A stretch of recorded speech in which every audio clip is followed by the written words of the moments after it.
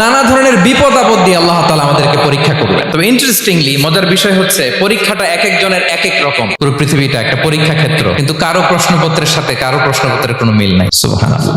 আমার পরীক্ষা একরকম, আপনার পরীক্ষা আরেক রকম, ওই ভাইয়ের পরীক্ষা আরেক রকম। সবাই পরীক্ষার্থী। কারো জন্য পরীক্ষা হচ্ছে সে খুব অসুস্থ, প্রচন্ড অসুস্থতা, তার জন্য পরীক্ষা। ক্যান্সারের রোগী, ডক্টর বলছে 4th স্টেজে চলে আসছে, কয়েক মাস বাঁচতে পারে, এটা তার জন্য পরীক্ষা। আবার কারো দেখবেন যে খুব একটা অসুস্থতা নাই, অসুস্থতার ঝামেলা নাই, কিন্তু তার দারিদ্রতা আছে, তার আর্থিক অনটন, এটা তার জন্য পরীক্ষা। আবার কারো দেখবেন অসুস্থতাও নাই, দারিদ্রতাও নাই, তার দাম্পত্য জীবনের সমস্যা।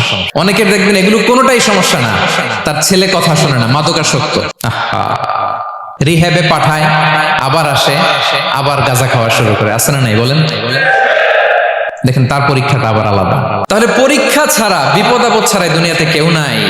পরীক্ষা দিয়ে দিয়েই নিজেকে প্রমাণ করতে হবে। আর এক একজনের পরীক্ষাটা এক এক রকম, কারো পরীক্ষার সাথে কারো পরীক্ষার কোনো মিল থাকবে না।